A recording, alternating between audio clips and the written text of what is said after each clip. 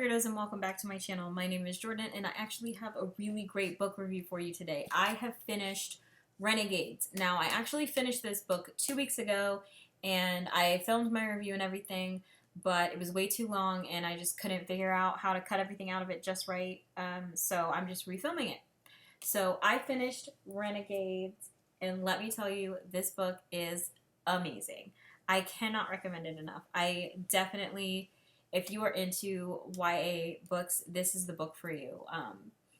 I'm just gonna get into it because I'm like so excited to start talking about it. Okay, this book is about basically typically everything that traditional YA books start out as, kind of like the X-Men, things like that nature. Like they're about people with special powers, like superpowers. They are called prodigies, and then there's non-prodigies, which are people who do not have powers and they currently have the run of the world. So yeah, these people who have gifts, the prodigies, they are oppressed. They are very shamed for having their abilities.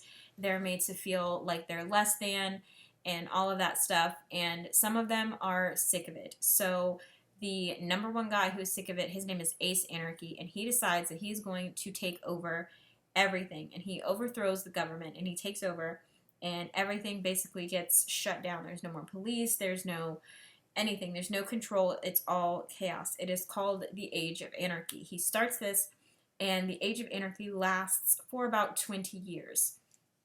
And before 6 people have decided that they are just done with it.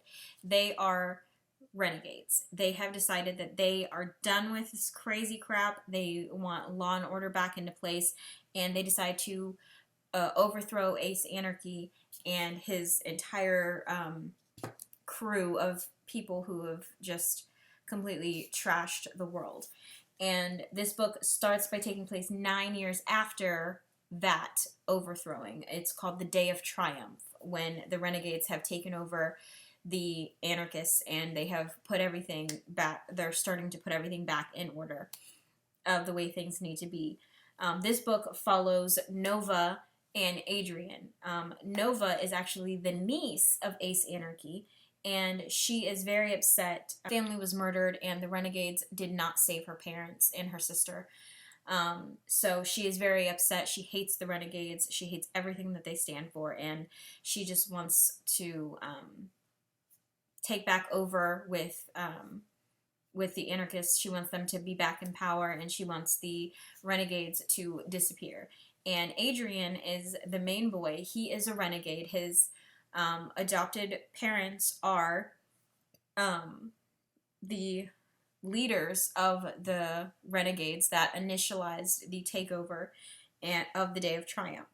And this book is about Nova infiltrating the renegades because nobody knows she exists. So she infiltrates the renegades. She becomes a renegade to try to take them down from the inside. You know, the typical thing that people do in books and movies. And one thing that I love about this is that they have all kinds of powers. They're obviously the typical kinds of powers, people who can fly, they're indestructible, like Captain Chromium, he's indestructible. And, you know, people who can fly and they can wield the elements and all that stuff. But there are people who have unusual gifts that you don't usually hear about in books or movies like this.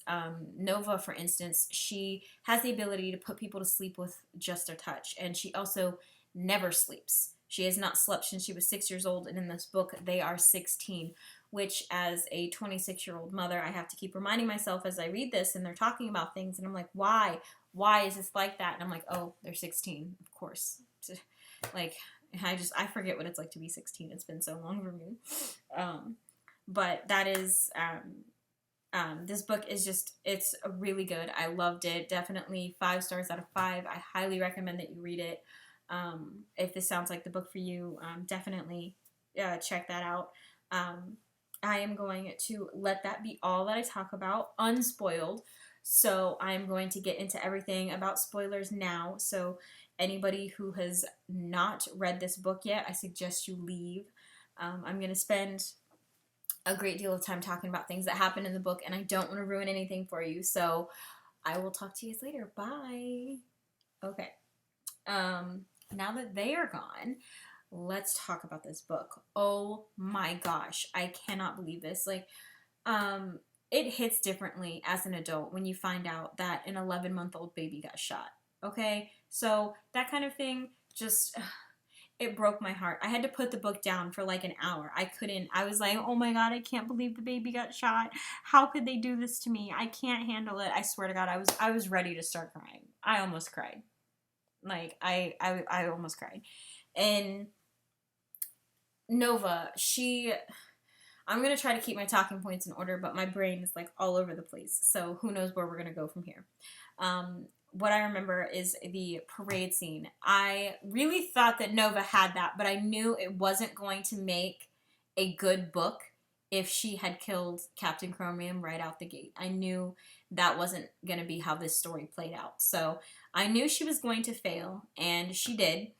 And then she ended up doing her thing to infiltrate the Renegades, and she succeeded. And I loved the trial.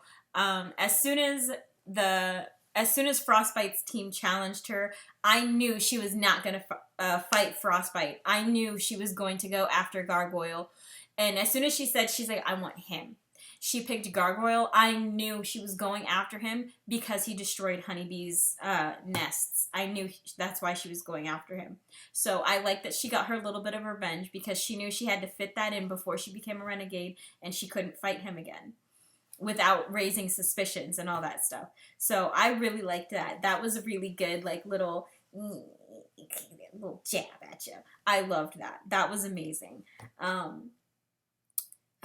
Gosh, I don't even remember. I know I felt like this book had a lot of space. Like there was a lot of boring stuff that leads up to amazing events. There was just like a lot of that. I felt like there was a lot of detail and a lot of crazy, oh my gosh, this, oh my gosh, that. And, you know, there was a lot of thinking. Like Nova does a lot of thinking, and you follow her entire process. So, you know, it makes sense because the book is, I think it's from her point of view.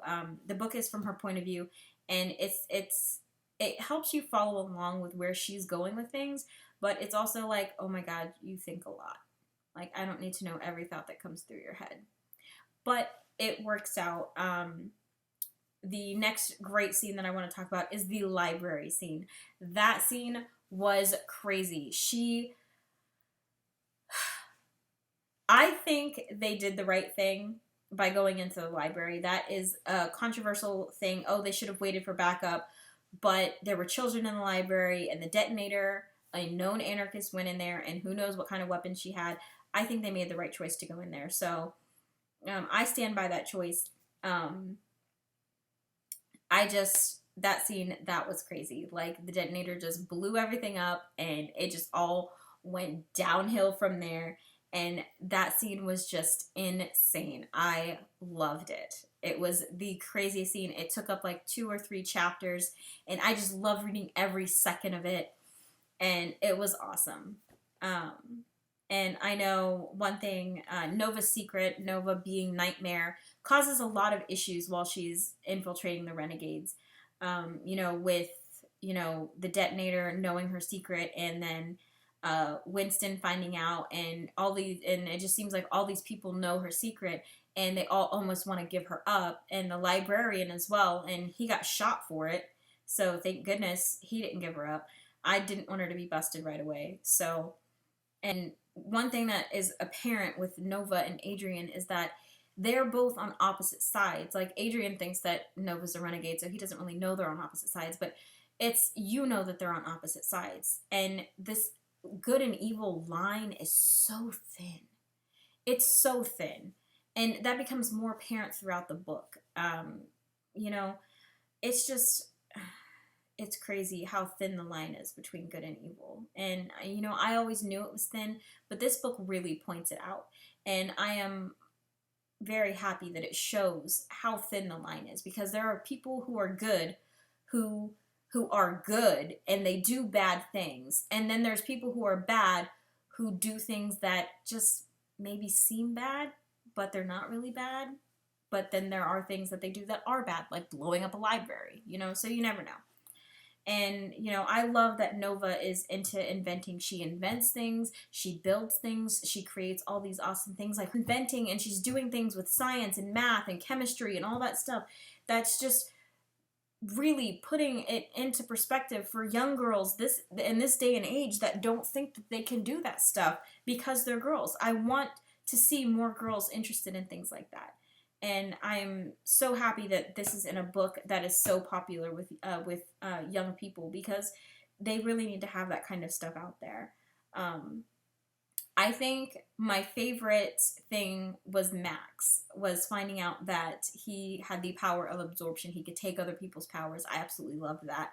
He's adorable, and I loved that. And, you know, I know Winston's a villain, but I love Winston. Like, he was just like, he knows what he wants, and he might, you know, yes, he's a bad guy, and he manipulates children, but I just loved Winston. And, you know, he seemed like the kind of person that you would want to be friends with.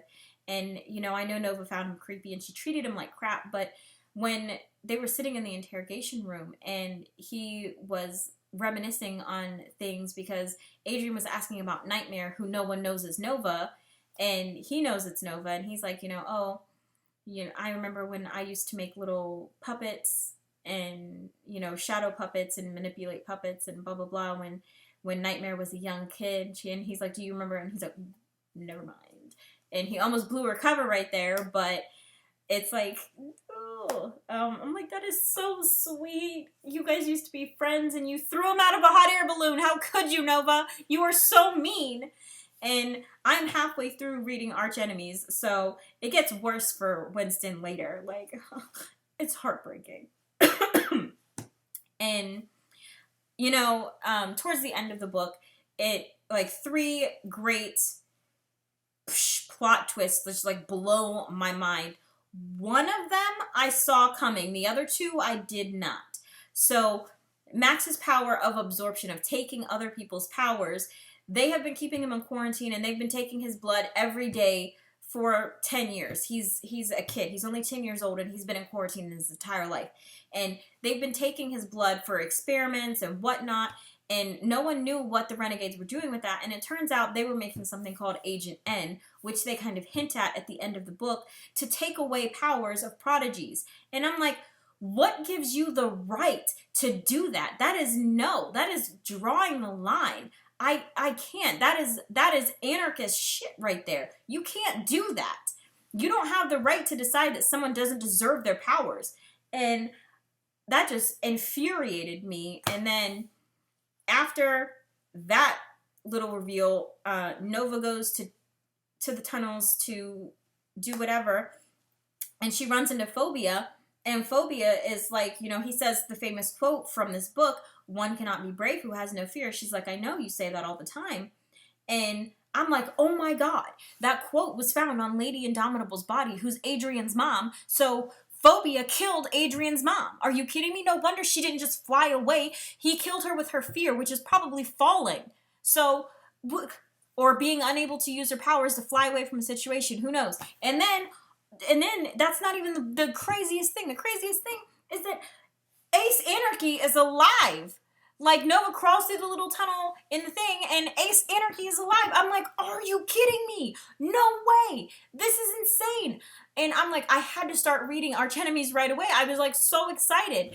And, like, let me tell you, this book, 5 out of 5 stars. I am loving it so far. I am halfway through Arch Enemies. I can't wait to talk about that with you guys. I can't wait to find out what happens. So I want to wrap this up. I can't wait. I hope you guys really enjoy this book. I will see you guys next time. Bye.